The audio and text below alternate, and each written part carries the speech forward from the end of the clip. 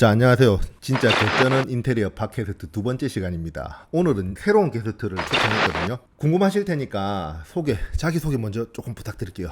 부산에서 건축 설계를 하고 있는 이상호라고 합니다. 네, 안녕하세요. 반갑습니다. 반갑습니다. 반갑습니다. 저랑 고등학교 동창이고요. 같은 3학년 때 같은 반 친구였고요. 건축과 졸업해서 지금 반평생이죠. 20살 때부터 쭉 설계만 해온 설계 바보입니다. 그래서 오늘 모신 이유가 저희가 얼마 전에 올린 영상 중에서 집 상태가 너무 안 좋다 보니까 시골집 상태가 정말 쓰러질 정도로 안 좋은 상태의 시골집을 올려드렸는데 그 영상을 보시고 이거 인테리어 하는 것보다 그냥 무너뜨리고 새로 지으면 좋지 않겠냐, 솔직하게 그렇게 추천하는 게 더 양심적으로 하세요, 이렇게 댓글이 올라왔더라고요. 그래서 이게 신축도 그렇고 인테리어도 그렇고 각 장단점이 있을 거잖아요.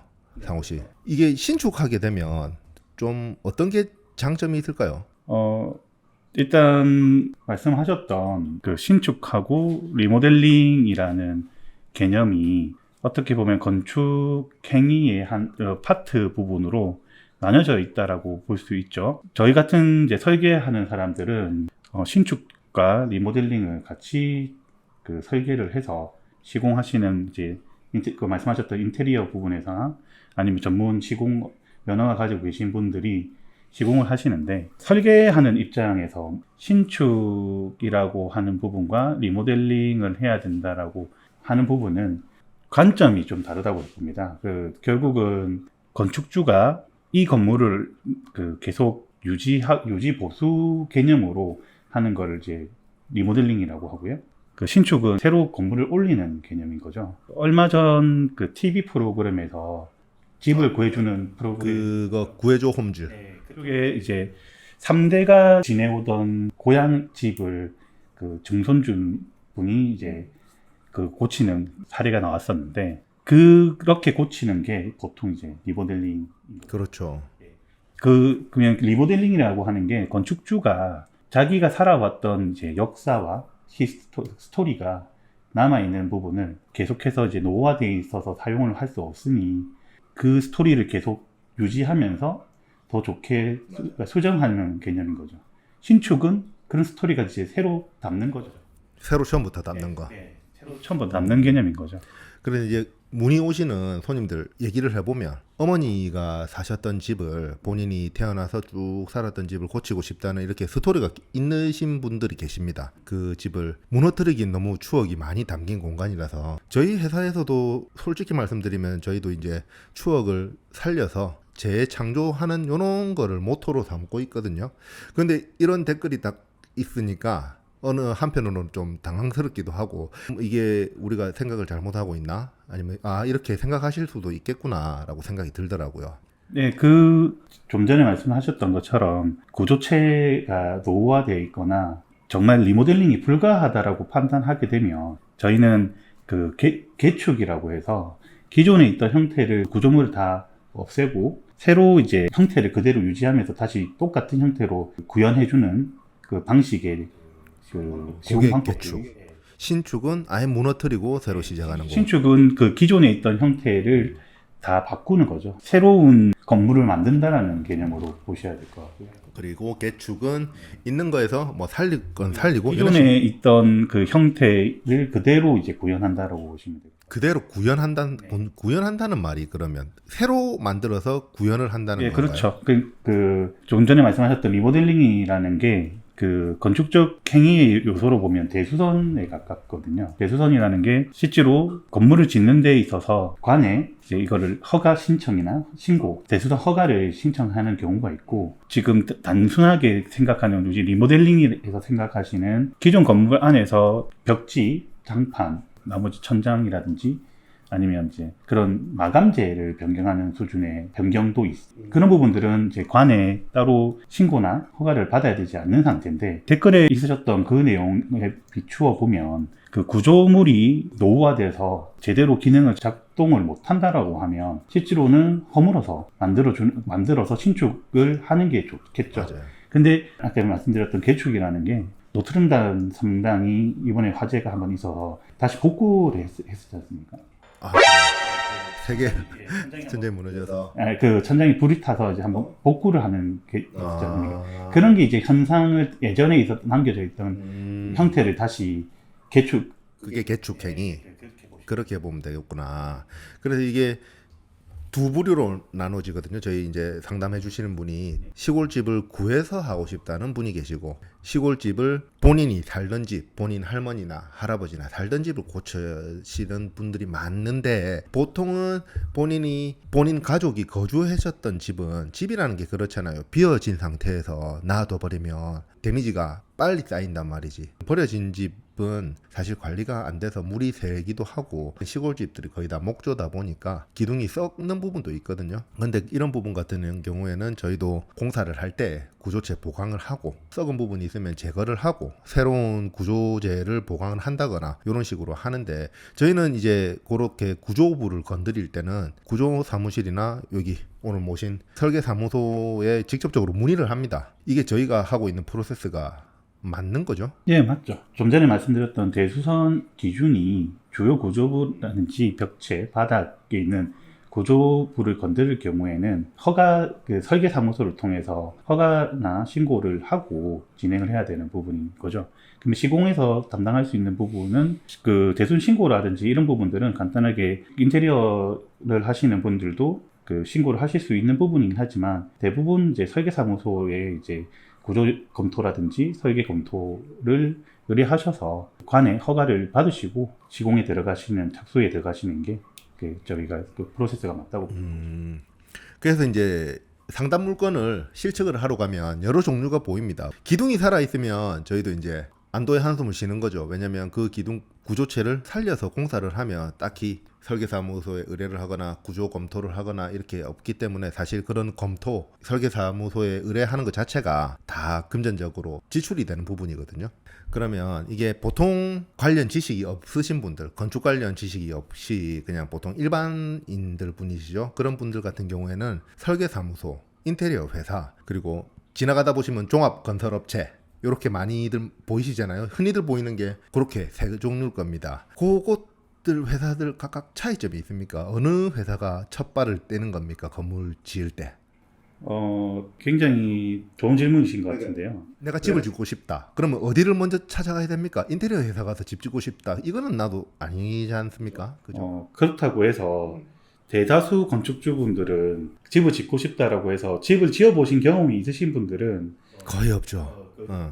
집을 지어본 적이 있으신, 경험이 있으신 건축주분들은 당연히 그 순서가 설계사무소를 찾는다라는 걸 잘 아시겠죠. 그런데 대다수 저희가 경험상 보면 지어진 건물을 보고 나도 건물을 지어야겠다라고 생각하시면서 주변에 있는 인테리어 사무실이라든지 시공을 담당했던 그 업체, 그러니까 시공사라든지 인테리어 그 사무실에 먼저 찾아가서 대부분 말씀하시는 게 얼마에 지을 수 있습니까를 여쭤보시겠죠. 보통 이제 그냥 시공사라든지 인테리어 업체라든지 이런 데를 가서 물어본다. 그죠? 예, 그러면 이제 건물을 얼마에 지어지겠습니까라는 질문이, 건물을 짓고 싶습니다라는 의뢰로 만약에 시공사라든지 인테리어 사무소에 내방하신 분들은 그 업체에 계시는 분들이 결국은 저희가 처음 이제 설계라는 거는 건물을 어떻게 짓겠다라고 하는 첫 그림을 그리는, 계획을 잡는 사람들이기 때문에, 그렇죠. 디자인. 디자인 부분과 지금 건물을 짓기 위해서는 굉장히 많은 법적, 그러니까 지금 대한민국에 존재하는 건축법, 주택법 뭐 등등의 그걸 다 통과해야 된다. 통과해서 그 관할 구청이라든지 시청, 그런 부분들의 이제 건축 행위에 대한 허가를 받고 건물을 지을 수 있는, 허가가 나와야지만 건물을 지을 수 있는 거고, 그 허가라는 부분을 득했을 경우에 착공이라는 단계로 넘어가죠. 그 착공이라는 단계로 들어갈 때 시공사가 선정이 돼야 되는 거죠. 그러면 착공 전까지, 아까 말씀해 주신 착공 전까지 행정 처리나 디자인이나 그런 거는 설계사무소에서 하는 업무고, 착공 이제 됐다, 너그 건물 지어도 된다, 이렇게 하면 착공 단계에서 시공사를 선정하는 게 아니고 시공사가 미리 선정되어 있어야 하나요? 시공사가 먼저 선정이 되어져 있는 게 착공도 건물을 지을 수 있는 그 시공사의 사업자 등록증이라든지 그 회사가 가지고 있는 그 증명해야 되는 뭐 증명서라든지 안전 그 작업 임무에 대한 그런 증명이라든지 그러니까 건물 지을 수 있는 능력을 그걸 보여줘야 된다. 그렇죠. 서류로. 그런 그 서류 목록이 시공사에서 제출해야 되는 서류 목록들이 있어요. 그런 부분들을 챙기게 되려면 일단 시공사가 있어야 되는데 보통 조금 작은 그 규모의 건물들은 직영공사라고 해서 건축주가 직접 공사한다라고 해서 직영공사로 그 하시는 경우도 있지만 그렇게 하더라도 건물을 지을 수 있는 시공사를 그 착공 전에는 그 선정을 해 놓으셔야지 대략적인 공사 금액이라든지 그 공기 건물을 짓기 시작해 착공을 해서 준공 이제 마무리까지 어떻게 하느냐를 판단하실 수 있는 거죠. 건축주분께서. 그 지금 딱딱 설계 단계, 착공 단계가 이건 설계가 해야 되는 일, 이건 시공사가 해야 되는 일이라고 나뉘어져 있는 건 없다고 보셔야 될 것 같아요.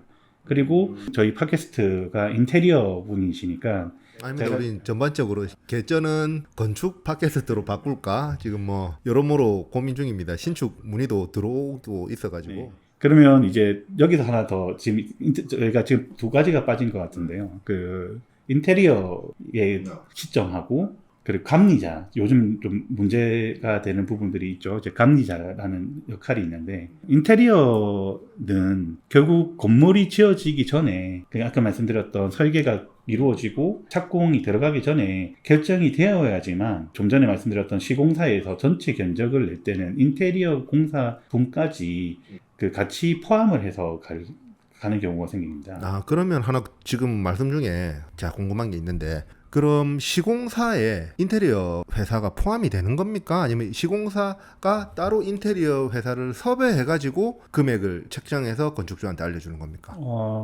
지금 대부분의 주거라고 하는 큰 단위의 그 건축물 용도로 따져보면 대한민국에 있는 아파트가 있죠. 그렇죠. 알기 쉽게 말씀해 주시면 아파트 예를 들어서 아파트를 예를 들게요. 아파트를 예를 들면 아파트 시공하는 건설사들은 굴지의 대기업 그렇죠. LG, 포스코 뭐 그들은 인테리어 팀, 건축팀, 시공팀에 대한 자기들의 표준 기준을 가지고 그런 파트들을 다 아울러서 자회사 개념으로 가지고 있겠다. 그렇죠. 뭐 하도급으로 들어오는 경우도 있겠지만 그걸 검토하거나 디자인에 대한 자기들의 이제 그 브랜드화되어 있는 그렇지. 디자인을 그 계속 개선하거나 하는 팀들을 유지하고 있어요. 그렇기 때문에 그 말씀하신 것처럼 인테리어 팀이 포함이 돼 있을 경우들이 시공사에 인테리어 팀이 포함되어 있는 경우가 뭐 대기업 같은 경우. 그런데 좀 전에 말씀드렸던 아파트를 기준으로 잡았던 건 아파트는 대부분이 뭐 몇백 세대 이상이 되는 동일한 품질에 있는 주거를 제공하는 형태의 주거다 보니 그런 팀들이 있는 게 오히려 효율적인 부분이 있기 때문에 유지를 하는데 컨트롤하기 더 쉽고. 그렇죠. 그런데 작은 단위 단독주택 조그마한 저희 전원주택 저희 거 그 인스타 가면 거제도 전원주택 해놓은 거 하나 있거든요. 그런 거 같은 경우에는 다 각각으로 알고 있어요. 저도. 그건 뭐냐면 그 개인 단독주택을 짓는 건축주 분들이 원하는 니즈라고 해야 되나요? 니즈 부분이 오히려 그 단독주택이라는 건 단일화되어 있는 주거가 아닌 자기 개성적인 부분을 많이 담을 수 있는 그렇죠. 부분인 거죠. 그걸 시공사한테 맡긴다기보다는 건축주가 가지고 있는 그 주거 공간을 발현해 줄 수 있는 부분으로 간다고 하면 인테리어 사무실이든 설계 사무실이든 시공사든 건축주가 판단하고 그걸 실행해 줄 수 있는 역할을 해줄 수 있는 업체를 선정하셔서 하시는 경우들이 더 많아요. 일단은 그래도 무조건 설계사무소는 첫 발은 설계사무소가 맞는 건가요? 꼭 그렇지만은 않고. 실질적인 행위가 지금 여기서부터 이제 그러면 건축 행정부터 건축물을 짓기 위한 설계, 시공, 감리, 인테리어의 그 순서를 그냥 간략하게만 말씀드리면 처음에 이제 그 건축주가 건물을 짓고 싶은 땅을 정하시고 땅을 사고 땅을 정하시면 지을 수 있는 건물에 대한 용도와 그리고 규모 그리고 그쪽에 맞는 형태를 설계사무소에서 이제 설계를 통해 가지고 확인을 하거나 만들거나 그러니까 그 계획을 잡는 거죠. 설계라는 계획을 잡고 그 계획에 맞춰서 관에 건물이 이게 불법에 있는지 여부를 확인을 해서 건물을 지을 수 있는 행정 절차를 대행해주는 역할을 하고요. 그러면 이렇게 좀 전에 말씀드렸던 착공 단계 시공사가 건물을 지을 수 있는 착공 단계의 서류를 제출을 해서 건물을 짓게 들어가는데 시공사가 건물을 짓는 데 있어서 설계 도면대로 짓는지 안 짓는지를 확인하는 역할을 해주는 게 감리자의 역할이라고 보시면 될 것 같아요. 그러면 지금 여기서 이제 그러면 인테리어는 언제 들어가냐? 인테리어 어떻게 판단을 하느냐라는 건데 이건 그 설계하는 입장에서 판단했을 때 인테리어는 저희가 건물이라는 것 자체가 구조체로서 형태 그 전체적인 최적을 만드는 역할을 한다고 하면 뼈대를 만든다. 뼈대를 만든다고 한다면 그 인테리어는 건축주가 생각하는 옷을 입힌다라고 해야 되나? 건축주가 입고자 하는 옷을 입혀주는 사람을 저는 인테리어 업을 하시는 분들이라고 생각을 해요. 실질적인 공간의 느낌, 공간의 분위기. 그렇죠. 왜냐면 그러면 그 순서라는 게 그러면 인테리어가 언제 해야 된다, 어떻게 정리해야 된다라는 게 정해진 게 없다고 봐요. 저는 공간에 어떤 재료를 사용하고 어떤 분위기를 조성을 할 건가에 대한 부분은 설계를 할 때도 인테리어가 같이 들어와서 그 공간을 어떻게 구축할 건지에 대한 부분을 같이 고민을 해야지만 좋은 공간을 만들 수 있다고 봅니다. 그러니까 뭐 따로 떨어진 게 아니라 인테리어는 뭐 설계에도 참여를 하고 그래야 뭐 아까 옷에도 비유를 해주셨는데 날씬한 사람한테 맞는 옷을 있을 거고 뚱뚱한 사람한테 맞는 옷이 있을 텐데 날씬한 사람을 만들어 놨는데 인테리어 업자가 뚱뚱한 옷을 입히면 그게 안 맞는 옷이 돼버리니까 처음부터 쭉 같이 그래서 지금 말씀드렸던 좋은 건물을 짓는 기준은 좋은 건축주가 좋은 업체들과 함께 같이 협업해서 좋은 건물을 만들겠다라는 기준 하에서 건물을 만들었을 때 좋은 건축물이 된다고 생각을 합니다. 그러면 그 중에 그러면 오늘 이 팟캐스트가 인테리어를 조금 더 인테리어 하시는 분들을 생각해 보면 건물을 제일 마지막까지 건물을 치장을 그러니까 그 옷을 입혀주시는 역할을 하시는 분들이 인테리어 하시는 분들이기 때문에 말씀드렸던 설계 단계에서부터 시공 마지막 단계까지 종지부를 지어주는 부분이 인테리어 하시는 분들이라고 생각을 하고 그러면 오히려 말씀한 그 건축주 분들이 제일 오랜 시간 동안 소통을 할 수 있는 건물에 대한 소통을 하는 파트도 어떻게 보면 인테리어라고도 생각을 할 수 있다고 봐요. 그렇기 때문에 인테리어 하시는 분들이 오히려 시공하는 그 분들하고 그 설계하는 분들하고 그 협업 관계를 잘 오르져서 그 진행해 주시면 오히려 그 건축주의 대행자의 역할로서 전체적으로 건물을 만드는 데 있어서 참여하실 수 있는 그 역할을 충분히 하실 수 있을 거라고. 말씀 감사합니다. 오늘 내용은 거의 이 정도가 마무리가 될 텐데 그러면 한마디로 그거네요. 설계해 주시는 분들이 뼈대랑 전체적인 거를 해주니까 기본 판을 깔아준다는 거 아닙니까? 그러니까 연예인으로 보면 패완얼이라고 하죠. 요즘 친구들 패션의 완성은 얼굴.